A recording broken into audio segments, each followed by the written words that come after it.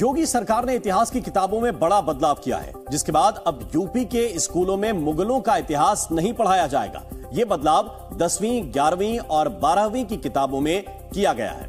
UP board और CBSE board ने शैक्षणिक सत्र 2023-2024 के पाठ्यक्रम में बड़ा बदलाव करते हुए मुगलों से जुड़े चैप्टर हटा दिए।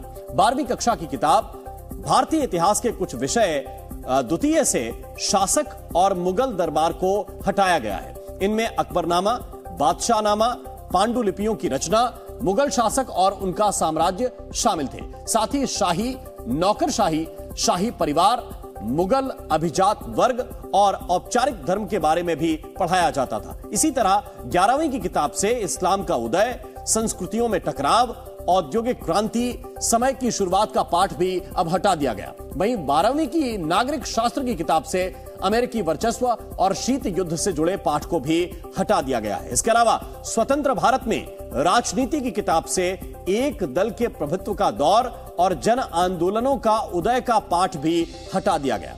इसके साथ ही 10वीं की किताब से जन संघर्ष और आंदोलन, लोकतंत्र और विविधता, लोकतंत्र की चुनौतियों का पाठ भी हटा दिया गया है।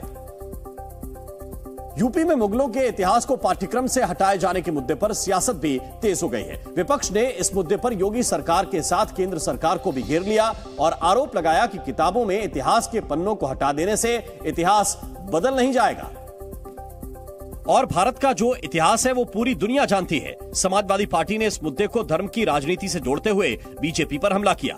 सरकारों का काम है कि हर समुदाय को साथ लेकर चलें और हर समुदाय की जरूरतों को पूरा करें, न कि उनकी भाषा खत्म कर देना, न कि उनके इतिहास खत्म कर देना। आम आदमी पार्टी के नेता संजय सिंह ने इस मुद्दे पर सरकार से सवाल पूछा कि मुगलों को हटा देंगे तो इतिहास में क्या पढ़ाएंगे।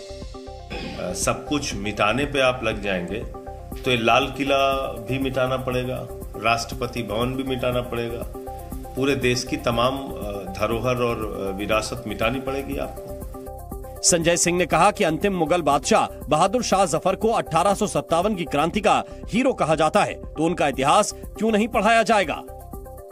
तो विपक्ष भले ही मुगलों के इतिहास को यूपी में ना पढ़ाए जाने का विरोध कर रहा हो, लेकिन इस फैसले पर यूपी में संत समाज ने खुशी जताई और कहा कि पहले भी इतिहास को लेकर कई गलतफहमियां फैलाई गई थीं, जिन्हें समय के साथ दूर किया जाना बेहद जरूरी होता है। व्यास संघ के अध्यक्ष महंत बालक दास ने खुशी जताते हुए इसे एक बड़ा कदम बताया। इस फैसला को लेकर पूरी संत समाज बहुत खुश है और भारत सरकार को बधाई देती है। विश्व हिंदू परिषद ने इस मामले में कहा कि पिछले 70 सालों में जो इतिहास हमें पढ़ाया गया वो सही नहीं था। हमें वापस अपने मूल पर लौटना होगा। इसीलिए मैं कहता हूं जो काम गलत थे उनको ठीक करना ही चाहिए और इसमें सब लोगों को सहभागिता करनी चाहिए। वहीं बीजेपी नेता दिनेश शर्मा ने भी दावा किया कि समय के साथ इतिहास को सही किया जाना जरूरी है। चाहे वो प्रयागराज बोर्ड हो चाहे सीबीएसई बोर्ड हो, वो उन पर निर्णय लेती है और उसकी कोशिश यही होती है कि विद्यार्थियों तक सही इतिहास मिले। दिनेश शर्मा ने पाठ्यक्रम में बदलाव को शिक्षा का जरूरी कदम बताया। जम्मू कश्मीर के श्रीनगर में एक कार में धमाका हो गया। घटना में कार सवार बुजुर्ग दंपत्ति पूरी तरह सुरक्षित हैं। पुलिस ने धमाके की जांच शुरू कर दी है। मसूरी देहरादून रास्ते पर आज एक रोडवेज बस अनियंत्रित होकर खाई में गिर गई। हादसे में 2 लोगों की मौत हो गई, वहीं 26 लोगों को रेस्क्यू कर लिया गया है। हरियाणा के गुरुग्राम में हनुमान जन्मोत्सव के मौके पर शोभा यात्रा निकाली गई। इस दौरान बुलडोजर में सवार होकर भक्त निकले और जय श्री राम के जयकारे लगाए।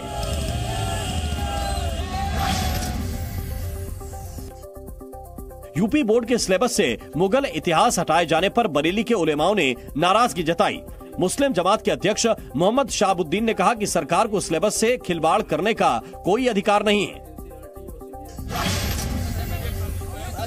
यूपी के रायबरेली में पुलिस ऑफिस के अंदर एक दरोगा ने हाई वोल्टेज ड्रामा किया।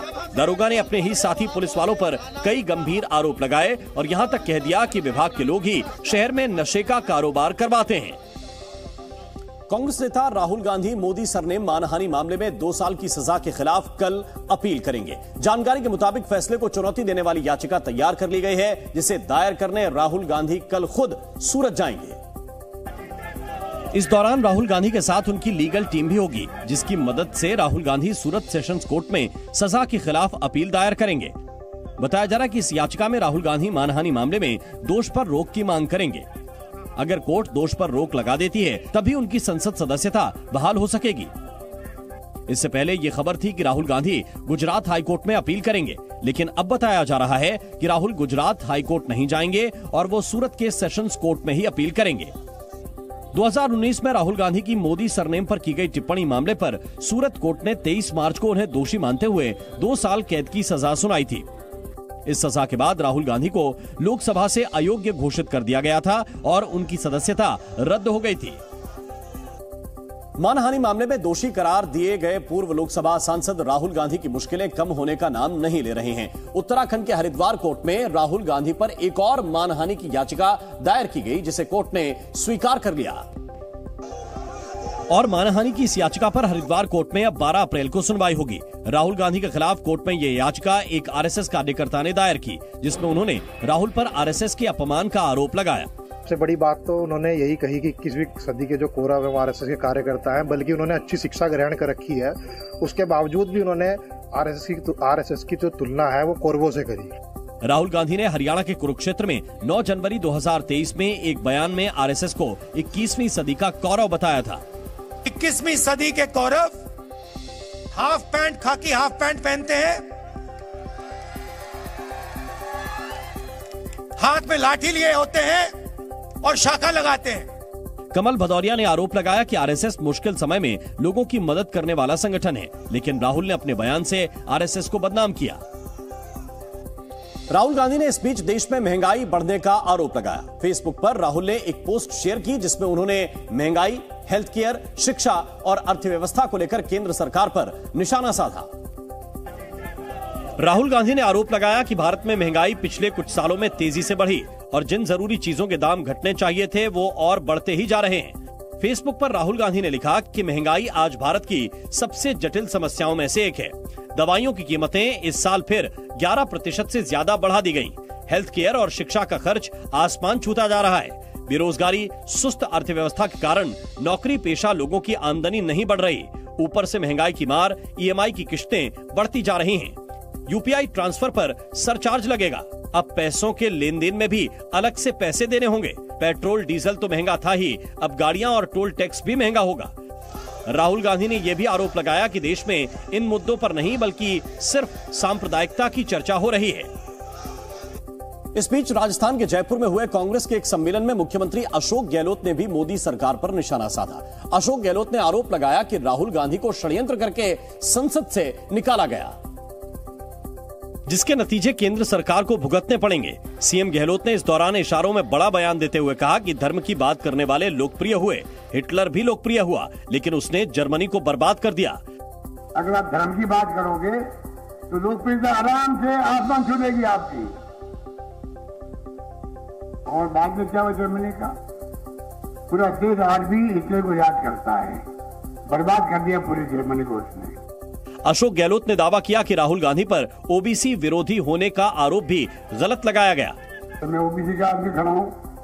3 बार मुझे मुख्यमंत्री बनाया सोनिया गांधी, राहुल गांधी ने। अशोक गहलोत ने आरोप लगाया कि ओबीसी के मुद्दे पर राहुल के खिलाफ साजिश हुई।